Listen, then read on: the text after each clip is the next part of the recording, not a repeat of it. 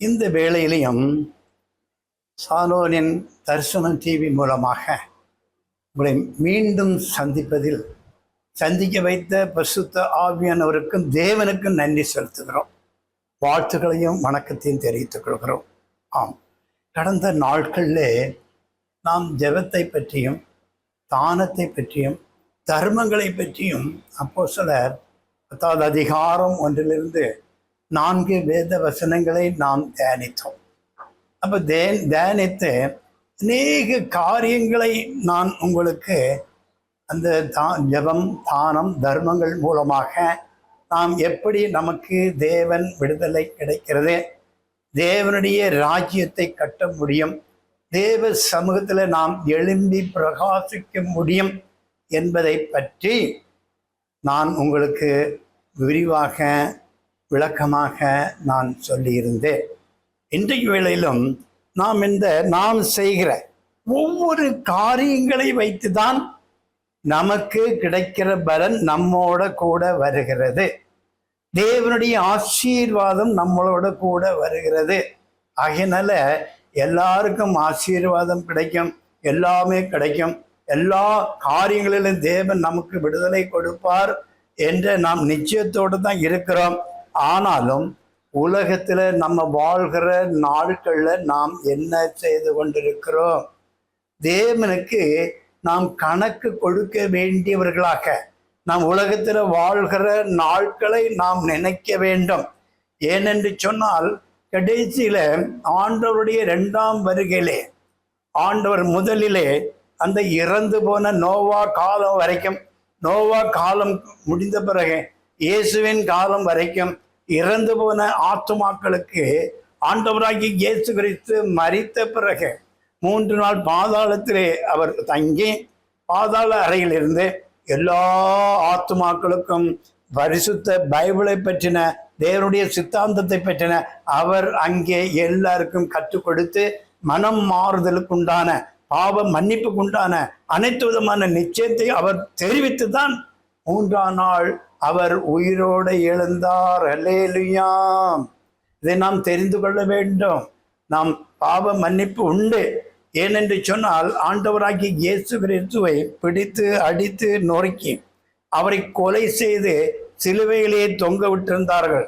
அவமான சின்னமாக அவரை சித்தரிக்க வேண்டும் என்று சொல்லி அங்கே என்ன செய்தார்கள்? ஒரு பக்கம் ஒரு கல்வனையும் இன்னொரு பக்கம் இன்னொரு கல்வனையும் அங்கே அவர்கள் தொங்க விட்டு இவரும் ஒரு பாவியான மனுஷன் என்பதை ஜனங்களுக்கு அறிவிக்கும்படியாக அந்த தேசத்துல பொறாமை கொண்டு அந்த ஆளுகை செய்த ராஜாக்களும் அந்த பிரபுக்களும் ஆசாரியர்களும் லேவியர்களும் அந்த யூதர்கள் எல்லாமே சேர்ந்து இயேசுக்கு விரோதமாக குற்றம் சாட்டி அவரை சிலுவையிலே அறைந்தார்கள். அவர் சிலுவையிலே அறைந்து கொலை செய்தார்கள் என்று சொல்லி புனித பைபிள் நமக்கு அநேக இடங்களிலே நமக்கு கற்றுக் கொடுத்திருக்கிறது. இதை நாம் வாசிக்கும் போது அங்கே என்ன நடக்கிறது என்று சொன்னால், அங்கே ஒரு கள்வன் இவரை இகழ்கிறான்னா நீர் உலகத்தில் இருந்த நாட்கள் அதை செஞ்சீங்க இதை செஞ்சீங்க, இப்போ இருக்கிறீங்களோ உங்களுடைய பவரை யூஸ் பண்ணி சிலுவையிலிருந்து இறங்கி போங்கிறான். ஒரு ரோட்ல போனவன் வந்தவன் அந்த போர் சேவர்கள் ராஜா முதல் கொண்டு அவரை பார்த்து துப்பி அவமானப்படுத்தி ஒரு உலகத்தில் வாழ்ந்து இவனையே உலகத்தை எல்லாரையும் ரட்சிக்க வந்தவர் என்று சொல்லி மனுஷகுமாரன் என்று சொன்னார், ராவால் அனுப்பப்பட்டவர் என்று சொன்னார். ஆனால் இவரையே இவராலே காப்பாற்ற முடியவில்லை என்று சொல்லி அநேகர்கள் அவளை அவமானப்படுத்தி துப்பி அங்கே தலைகளை துலுக்கி கொண்டு அங்கே கடந்து சென்றதை நாம் புனித பைபிளை வாசிக்கிறோம். என் அருமையான தேவ பிள்ளைகளே, அப்ப இப்படிப்பட்ட ஒரு உத்தமனுக்கு, இப்படிப்பட்ட ஒரு நீதிபரனுக்கு எப்படிப்பட்ட பாடுகள் என்று சொன்னால் நமக்கு எப்படி இருக்கும் பாடுகள்? அதுதான் பாருங்க, எல்லாரும் இகழ்ந்த நிலையில ஒரு கள்வன் சொன்னா, பாவி, நாம் இந்த தூக்கு மரத்துக்கு இந்த கொலை செய்யப்படுவதற்கு நாம் செய்த அக்கிரமங்களும் அநியாயங்களும் தான் நமக்கு தண்டனை கிடைத்தது. நமக்கு கிடைக்கப்பட்ட தண்டனை உண்மையான குற்றத்துக்கு கிடைத்த தண்டனை. ஆனால் நீதிபரருக்கு, பரிசுத்தவான்களுக்கு, உலக இரட்சகருக்கு ஏன் இந்த தண்டனை என்று சொல்லி நீ நினைக்காமல் அவரை நிந்திக்கிறாயே என்று சொல்லி ஆண்டவர்கிட்ட சொன்னான், ஆண்டவரே என்னை நினைத்தரணும் என்று சொன்ன உடனே ஆண்டவர் சொன்னார், அந்த பிற்கப்பட்ட சரீரத்தோடு இரத்தத்தெல்லாம் சிந்தி கடைசி துளி இரத்தமும் அவரிடமிருந்து அங்கே புறப்பட்டு சென்ற பிறகு கூட, அவர் வெறுமையாக இருந்த பிறகு கூட அங்கே அவர் உடனே சொன்னார், பாருங்க இரக்கம், ஆண்டவருடைய இரக்கத்தை நாம் பார்க்க வேண்டும். அப்ப நம்ம கஷ்டப்படுகிறது, துன்பப்படுகிறது, துயரப்படுகிறது, வேதனைப்படுகிறது, நெருக்கங்கள் இருப்பது, கடன் தொல்லைகள் இருக்கிறது, பிள்ளைகள் திருமணமாகாமல் இருப்பது, பிள்ளைகள் கற்பத்தில் எண்ணி கிடைக்காம இருப்பதுக்கு நாம் எவ்வளவோ நம்ம வருந்தி கேட்டுக்கொண்டிருக்கிறோம். ஆனாலும் ஆண்டவர் சொல்றாரு பாருங்க, ஒரே வார்த்தையில, இன்றைக்கு நீ என்னுடனே பரதேசி இருப்பாய் என்று சொன்ன புனித பைபிள் மூலமாக அவன் பாவங்கள் மன்னிக்கப்பட்டு அவர் கூடவே அவன் பரதேசிக்கு அங்கே எடுத்துக்கொள்ளப்பட்டான் என்று சொல்லி நமக்கு புனித பைபிளே நாம் வாசிக்க பார்க்கிறோம், கற்றுக்கொண்டிருக்கிறோம். நாம் அநேக இடங்களிலே அருமையான தேவ பிள்ளைகளே, நம் தேவன் நம் பாவங்களுக்காக, நம் மீட்புக்காக, நம் விடுதலைக்காக அவர் பிதாவால் அனுப்பப்பட்ட குமாரனாக, மனிதனாக இங்கே பிறந்தார். அப்ப மனிதனாக பிறந்தார். இந்த பாடுகள் பட வேண்டியதாக இருக்கிறது. அதற்கு முன்மாதிரியாக தான் தேவன் இவ்வளவு பாடுகள் உலகத்திலே பட்டார். அவர் பட்ட பாடுகளை நாம் சிந்தித்தோம் என்று சொன்னார், நமக்கு நேரிடுகிற சோதனைகள், இன்னல்கள், துன்பங்கள், துயரங்கள், அவமானங்கள் என்ன ஒன்றுமே இல்லை. அவர் எங்கு சென்றாலும் அவரை குற்றப்படுத்துவதற்கும், எங்கு சென்றாலும் அவரை கேவலப்படுத்துவதற்கும், அவமானப்படுத்துவதற்கும், அவரை கொலை செய்வதற்கும் தான் இந்த யூதர்களும் லேபியர்களும் அந்த எல்லாருமே கங்கணம் கட்டி கொண்டு சுற்றி திரிந்தார்கள். ஆனால் இந்த நீதிபரரை ஒரு இடத்தில் கூட குற்றம் சாட்டுவதற்குண்டான ஒரு காரியமும் அவர் செய்யவில்லை. அல்லேலூயா. ஆமென். அருமையான தேவ பிள்ளைகளே, இதிலிருந்து புரிந்து கொள்ள வேண்டும், அவர் நாம் வாழ வேண்டிய வழியை அவர் நமக்கு கற்பித்து போதிப்பதற்காக, நாம் நடக்க வேண்டிய வழியை அவர் சரிப்படுத்துவதற்காக தான் இந்த பாடுகள் உலகத்திலே வந்து பாடுபட்டார்.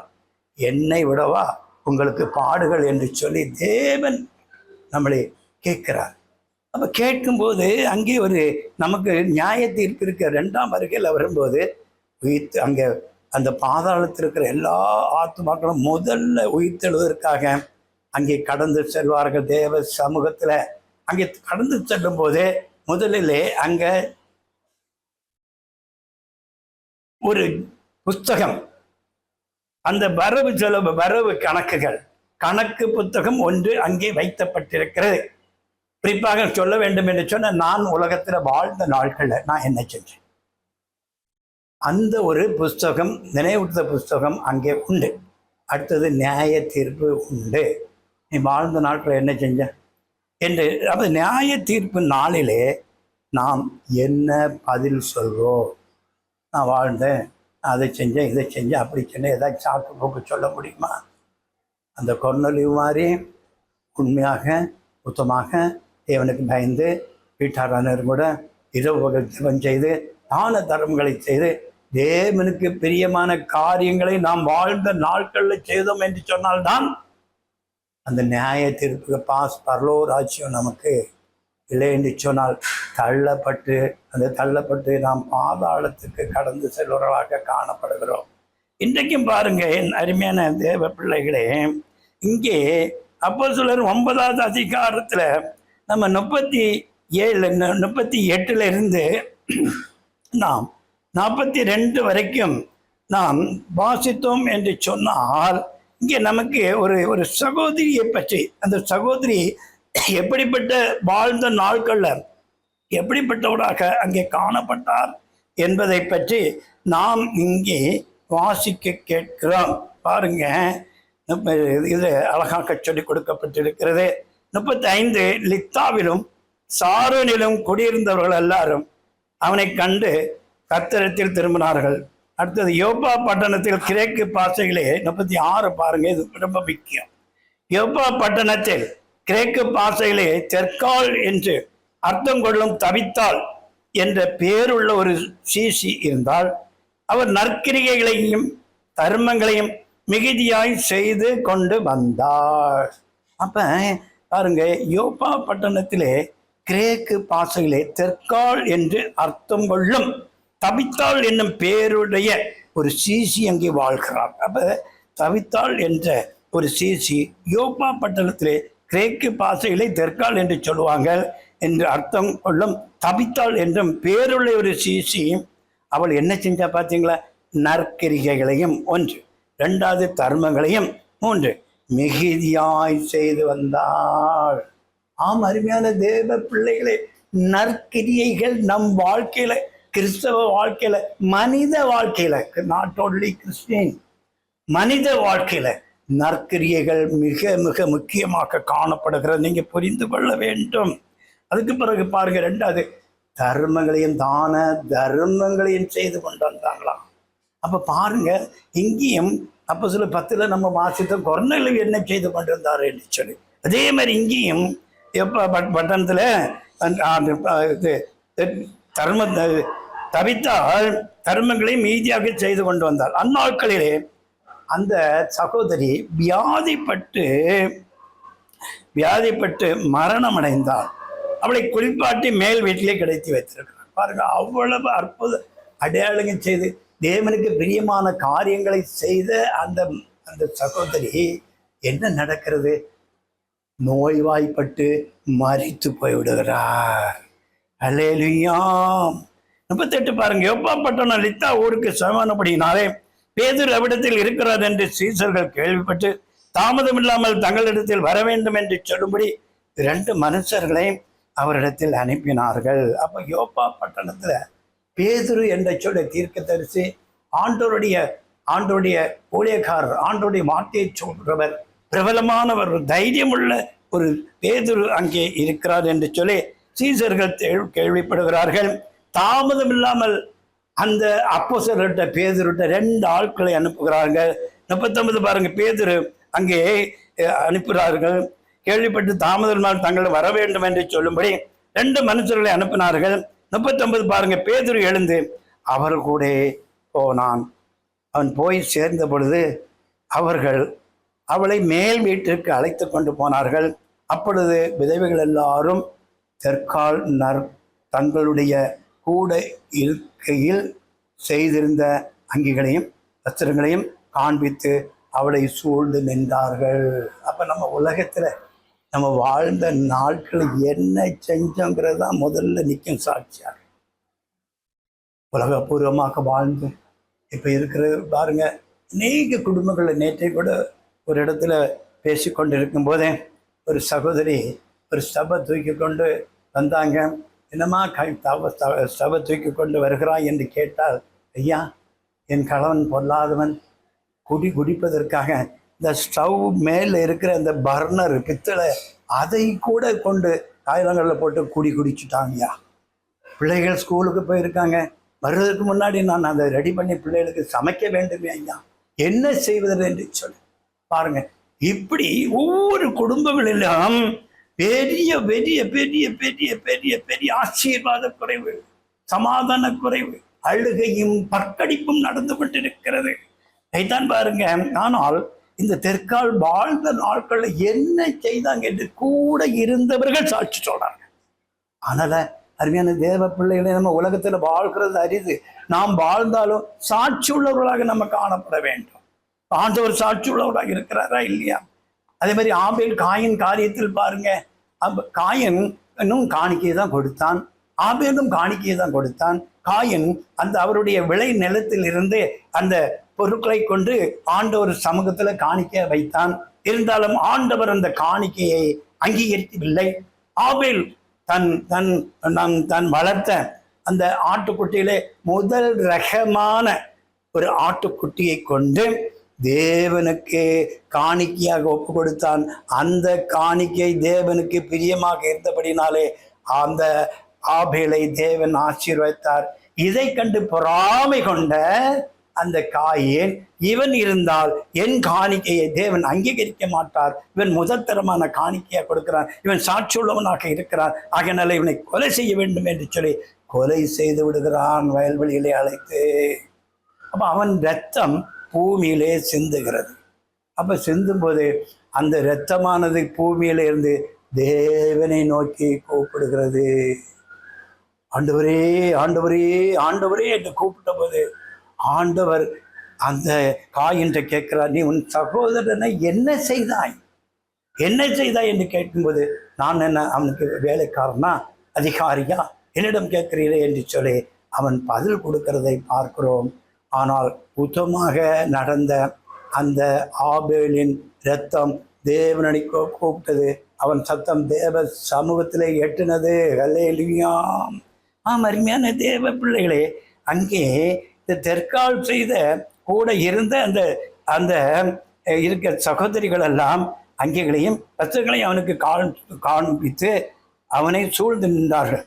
அப்போ 40 பாருங்க, பேதுரு எல்லாரையும் வெளியே போக சென்று முழங்காற்படியிட்டு ஜெபம் பண்ணி பிரேதத்தின் புறமாக திரும்பி, தவித்தாலே எழுந்திரு என்றான். அப்பொழுது அவன் தன் கண்களை திறந்து பேதுரை பார்த்து உட்கார்ந்தாள். அல்லேலூயா.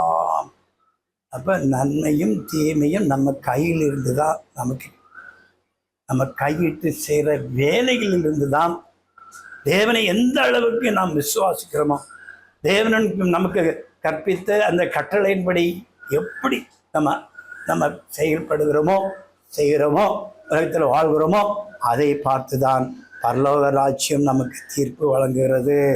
அல்லேலூயா. பாருங்க, அங்கே பேதுரு என்ற அந்த ஊழியக்காரர், தேவ மனுஷன், தீர்க்கதரிசி வந்து ஜெபித்தால் அந்த சகோதரி உயிர் கிடைக்கும், உயிர் மீட்பு கிடைக்கும், பாடுகள் விலகும், எல்லாம் அந்த சகோதரிகள் அறிந்து அந்த ஊழியக்காரரை அழைத்து ஜெபித்தார்கள். ஜெபித்த போது அங்கே என்ன நடந்தது? உயிர் போன சகோதரி உயிரோடு எழுப்பினார். அல்லேலூயா. இன்றைக்கும் நம்ம வாழ்க்கையில உயிர் போறத்தக்கதாக பாருங்க, அநேக குடும்பங்களை பார்க்கிறோம். கடன் தொல்லை, குடும்பமே தற்கொலை செய்து கொண்டு மாய்ந்து போய்விடுகிறது. கடன் தொல்லை, என்ஜினியர் தூக்கு போட்டு செத்தார் என்று சொல்லி என்ஜினியர் குளத்தில் இப்போ சமீபத்தில் கூட பேப்பரில் பார்த்தோம், சேட்டலைட் டிவியில் கூட பார்த்தோம். 3 பிள்ளைகளை கிணத்தில் போட்டு இந்த சகோதரியின் கிணத்தில் விழுந்து மரித்து போனார்கள் என்று சொல்லி நாம் பத்திரிகை செய்தி மூலமாக பார்க்கிறோம். ஏன் இந்த அவல நிலை நமக்கு? குடும்பத்தில் கணவன் சரியில்லையா, உற்றார் உறவினர்கள் நம்மளை நெருக்கிறார்களா, கடன் தொல்லை நம்மை விரட்டி விரட்டி நம்மை அடிக்கிறதா, துன்பப்படுத்துகிறதா, அவமானப்படுத்துகிறதா, எது இருந்தாலும் தேவ சமூகத்தில் கேட்டு ஜெபித்து, ஆலயத்துக்கு சென்று நம் ஜெப விண்ணப்பத்தை கொடுத்து ஊழியக்காரரை ஜெபிக்க சொல்லியும் நாமும் ஒருமனப்பட்டு ஜெபித்தும் நம் பாடுகளுக்காக, இன்னர்களுக்காக, சோதனையிலிருந்து விடுதலை பெறும்படியாக தேவ சமூகத்தில் காத்திருந்து பெற்றுக்கொள்வர்களாக நாம் காணப்பட வேண்டும். சபையை நம்பணும், ஊழியக்காரன் நம்பணும். நம்பினா இதை மாதிரி அந்த தற்காலுடைய கூட இருந்த அந்த சகோதரிகள் எல்லாம் நம்பிக்கையினாலே வாழ்வு பெறுவான் என்று சொன்னேன். புனித பைபிளின் வேத வசனம் நமக்கு விடுதலை வார்த்தையை கொடுத்தது போல நம்பிக்கையோட பேதுரை அணுகினார்கள், அழைத்து வந்தார்கள். பேதுரு எல்லாரையும் வெளியே போக சொல்லி அங்கே ஜெபித்த போது அந்த அருமையான சகோதரி அவர் செய்த அந்த காரியங்களை தேவன் நினைவு கூர்ந்து அங்கே அவள் உயிரோடு அங்கே கண்களை திறந்து பார்த்தார். 41 அவர் அவளுக்கு கை கொடுத்து அவளை எழுந்திருக்க பண்ணி பரிசுத்தவான்களும் விதவைகளை அழைத்து அவளை உயிருள்ளவர்களாக அவருக்கு முன் நிறுத்தினார். அல்லேலூயா. இது யோப்பா பட்டணத்தில் நடந்த ஒரு பெரிய அதிசயம், அற்புதம், ஊழியக்காரனால் ஆன ஒரு காரியம். ஆனால் அதே போல நம்மளும் உலகத்தில் வாழ்கிற நாட்களில் என்ன செய்து கொண்டிருக்கிறோம்? இந்த கொர்நேலியை போல இருக்கிறோமா, இந்த தற்காலை போல இருக்கிறோமா என்பதை நாம் மனதில் வைத்துக்கொண்டு அதன்படி நம்ம செய்து தேவ ராஜ்யத்தை மகிமைப்படுத்தி நம்ம வாழ்க்கையில் இருக்கிற பிரச்சனைகள், போராட்டங்கள் இது விடுதலை கிடைக்கும்படியாக தொடர்ந்து ஆண்டவர் நோக்கி ஜெபிப்போம். நம்ம தற்கொலை செய்வது தீர்வு அல்ல, நாம் பின்மாறி போவது தீர்வு அல்ல. தேவனை பற்றி கொண்டு நாம் செய்கிற காரியத்தில் தான் தீர்வாக நம் வாழ்க்கையில காணப்படுகிறபடினாலே அருமையான தேவ பிள்ளைகளே, இந்த கேட்ட அனைத்து சத்தியத்தின்படி செய்கிற பிள்ளைகளாக மாறுங்க. கர்த்தர் உங்களை அளவில்லாமல் ஆசீர்வதிப்பாராக. ஒரு பாடலின் அடிகளை பாடி முடிப்போம். மலை போல துன்பம் என்னை சூழும் போது அதை பனி போல உருகிட செய்பவரே, கண்மணி போல் என்னை காப்பவரே, உள்ளங்கையில் என்னை பொறுத்தவரே, பொறித்தென்னை நினைப்பவரே, நீர் போதும் என் வாழ்விலே ஏசப்பா, நீர் போதும் என் வாழ்விலே. அமரியான தேவ பிள்ளைகளே, ஜெபிப்போம். நல்ல ஆண்டவரே, இந்த வேலைக்காக மெத்தரிக்கிறோம், சோத்தரிக்கிறோம், நாமத்தை மயமப்படுத்துகிறோம். ஆண்டவரே, இந்த வேலை பரிசுத்தாவியானவரே, நிறையப்பட்டு கொடுத்த பைபிளின் புனித வசனத்தின்படியே அன்பான பிள்ளைகளுக்கு அநேக காரியங்களை பற்றி விளக்கி சொல்லியிருக்கிறேன். கேட்டு அனைத்து சத்தியம்படி செய்கிற பிள்ளைகளை மாறுங்க. கிருபையினால் இறக்கத்தை நான் முடிப்பெடுத்து விழுங்க. இந்த டிவி மூலமாக இந்த சௌரவனின் தரிசனம் டிவி மூலமாக அருமையான ஐயாவுக்கு கொடுத்த தரிசனம் நிறைவேறத்தக்கதாக தொடர்ந்து ஜெபிங்க. அப்படி மட்டும் இல்லாமல் ஜெபத்தை கேட்டு அதன்படி செய்கிற பிள்ளைகளை மாறுங்க. கர்த்தரோடு இருப்பாராக. என் பெயர் டாக்டர் பிஷப் பேராயர் எம்எஸ் மார்டின். சென்னை அயனாபுரத்திலே Anglican churches of India Jehovah Shalom ministry என்ற பேரில் சென்னை அயனாபுரத்திலே நாட் 3 திருவள்ளூர் நகர் அயனாபுரம் சென்னை 23 என்ற விலாசத்திலே என்னுடைய திருச்சபை இருக்கிறது. சபைக்கு போகாதவர்கள், ஆண்டவருமே கோபம் உள்ளவர்கள், ஊழியர் கோபம் உள்ளவர்கள் ஒரு நாள் வந்து அந்த ஜெபத்தில் ஆராதனை கலந்து கொள்ளுங்க. ஞாயிற்றுக்கிழமை காலை 9 மணிக்கு ஆராதனை நடைபெறும். ஆராதனை கலந்து கொண்டு தேவ ஆட்சியத்தை பெற்றுக்கொள்கிற பிள்ளைகளாக மாறுங்க. என்னுடைய அலைபேசி எண் 9384847758 என்ற தொலைபேசியிலும் கொண்டு தொடர்ந்து உங்களுக்காக ஜெபிக்க தயாராக இருக்கிறோம். எங்களை எடுத்து பயன்படுத்தும்படியாக அன்போடு அழைக்கிறேன். கர்த்தர் உங்களை ஆசீர்வதிப்பாராக. God bless you. வாழ்த்துக்கள். சமாதானம்.